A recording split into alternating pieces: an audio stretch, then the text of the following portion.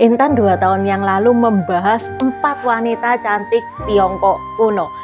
Nggak nyangka loh, ternyata ada kebalikannya. Ada 4 pria tampan Tiongkok kuno.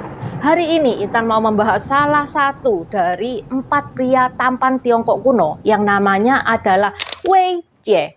Yang mana dia itu meninggal gara-gara terlalu tampan. Nah loh, sampai ya ada istilah di Tiongkok, Kan Sha Wei Jie. Kan itu penampilan, Sha itu meninggal, Wei Jie ya si tokoh itu. Yang mana idiom tersebut itu artinya seseorang yang dipuja-puja sampai dia meninggal. Pantes loh ya, Intan itu sampai sekarang masih hidup. Gara-gara Intan gak ada cantik-cantiknya tuh. Yuk kita lebih mengenal siapa itu Wei Jie. Tajia ni hao, namaku Intan, selamat datang di channel aku, Dynasty. Sebelumnya, Intan mau membacakan pesan yang masuk via Saweria. Kali ini dari Herianto. Kalender Hong Kong ada gambar di bagian akhir. Apa beda arti lembu di kiri atau kanan orang tersebut? Ada 7 renyue dalam 19 tahun. Gimana cara menentukan renyue di tahun apa dan bulan apa? Kenapa tidak ada di Januari dan Desember? Mengenai kalender Hong Kong, Intan itu belum pernah lihat fisiknya. Intan juga nyoba cari, nggak nemu. Jadi Intan nggak bisa ngejawab yang kalender Hong Kong ini. Maafkan. Untuk masalah renyue, jadi renyue itu ditentukan mulai bulan 2 sampai bulan 10 kalender Imlek. Masalah renyuenya itu tanggal eksaknya, tanggal tepatnya itu tanggal berapa, itu ada perhitungannya. Perhitungannya itu melalui 24 pergantian musim.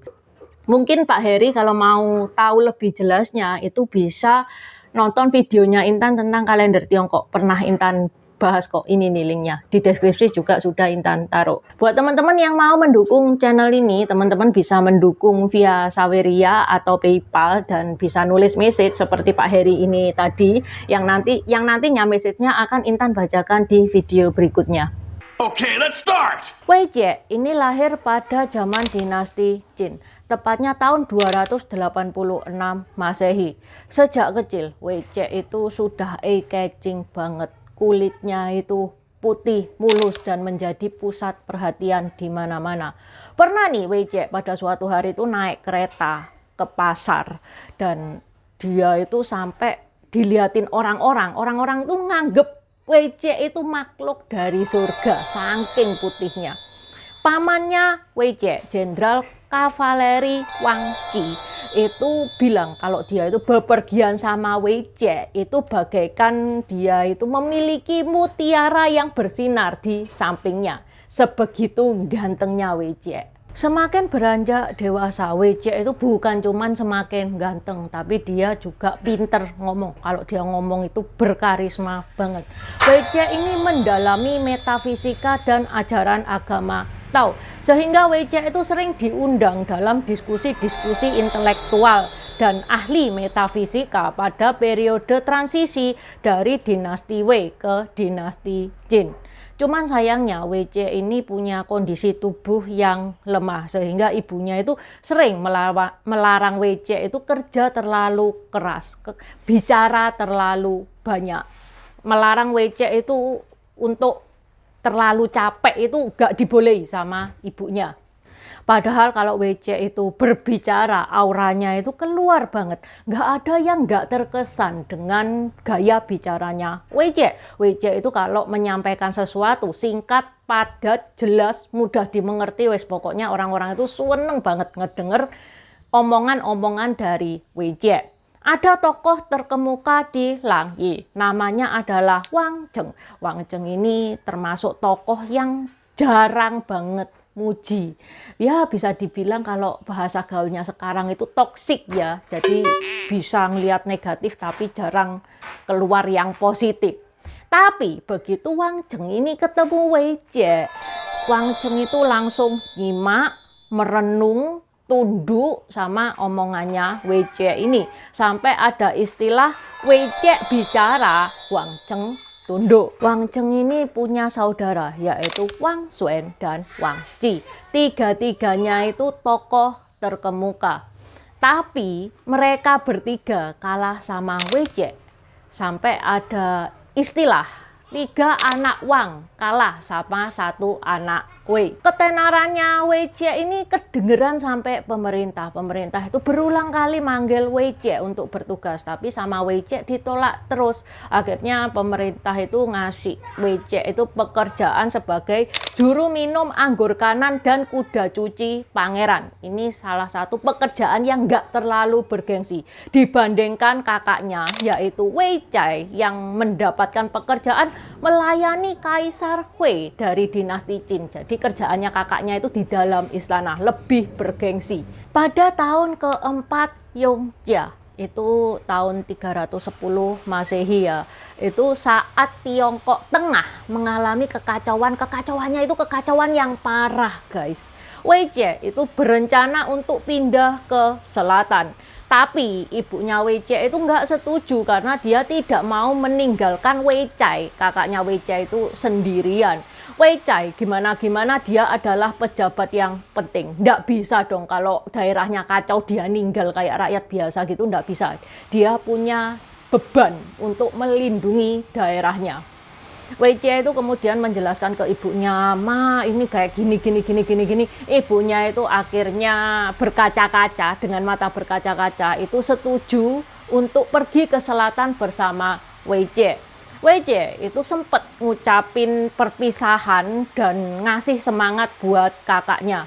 Kemudian pergilah Wei Jie ke Jiangxia bersama ibunya. Jiangxia itu sekarang adalah Wuhan ya. Istrinya Wei Jie itu guys, itu anak jenderal ternama, Jenderal Sun Jian. Jenderal Sun Jian itu punya standar untuk menantu cowoknya. Dia nggak mau nikahin putrinya kalau bukan dengan pria bijaksana. Sun Jian ini, dia itu nggak memandang pangkat, dia tidak memandang status sosial, dia memandang attitude.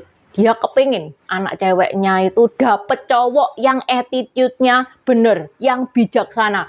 Begitu lihat Wei Jie, Sun Jian ini suka banget sampai menyerahkan putrinya itu kepada Wei Jie. Setelah menikah, Wei Jie itu pindah ke kota Yuzhang. Di kota Yuzhang itu ada jenderal besarnya Yuzhang, namanya adalah Wang Tun. Wei Jie ini nggak cocok sama Wang Tun, tapi sebaliknya jenderal besar Wang Tun itu suka sama Wei Jie.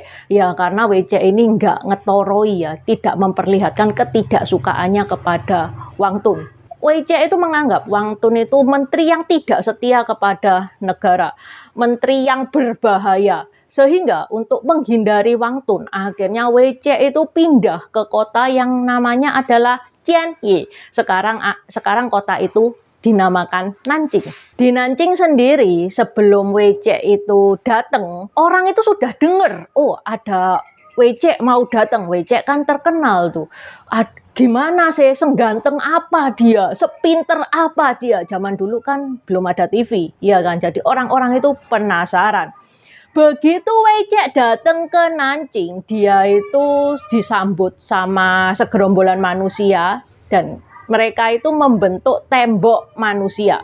Banyak banget yang nyambut Wei Jie itu datang. Nah, Wei Jie kan sungkan ya guys ya, sudah disambut sebegitunya, masa sih nggak ngomong sepatah dua patah kata. Padahal kondisi Wei Jie pada saat itu tuh nggak fit ya, dia baru saja melakukan perjalanan jauh, pasti capek dong. Lawang perjalanan itu naik kereta loh, capek pasti. Setelah Wei Jie itu ngomong sepatah dua patah kata, habis gitu, pulang dari situ, kondisinya Wei Jie itu semakin memburuk. Wei Jie sakit sehingga Wei Jie menutup mata di usia yang ke-27 tahun. Muda banget sudah meninggal. Nah, itu tadi adalah sejarah di balik idiom Kan Sha Wei Jie. Tadi di awal Intan kan bilang kalau Wei Jie itu salah satu dari 4 pria tampan Tiongkok kuno. Kalau teman-teman pengen Intan ngebahas 4 pria tampan Tiongkok kuno, silakan coret-coret di komen ya.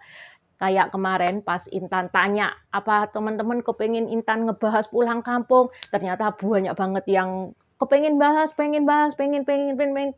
Dan ternyata setelah Intan bahas, view-nya itu banyak juga naik. Itu Intan puas sih. Jadi makanya Intan tanyain dulu. Kalau misalkan banyak teman-teman yang pengen Intan ngebahas 4 pria tampan Tiongkok ini, ntar Intan bahas. Oke, sampai di sini dulu bahasan Intan hari ini. Seperti biasa kalau teman-teman pengen nambah-nambahin, silakan coret-coret di kolom komentar. Buat subscriber baru, selamat datang. Terima kasih sudah menonton videonya Intan sampai habis. Intan sarankan buat teman-teman yang baru bergabung untuk nonton videonya Intan tentang pergantian dari dynasty ke dynasty. Ini nih videonya. Di deskripsi juga sudah Intan taruh. Karena di video pergantian dynasty itu adalah basic dari semua videonya Intan. Itu yang pertama. Yang kedua, video pergantian dari dynasty ke dynasty ini bakal sangat membantu teman-teman kalau misalkan teman-teman itu nonton film-film Tiongkok yang kuno-kuno itu bakal sangat membantu banget. Karena film-film Tiongkok itu nggak menceritakan secara jelas background kayak gimana. Terima kasih udah nonton channel ini sampai habis. Dukung aku terus berkarya dengan klik subscribe dan bunyikan lonceng di bawah ya guys.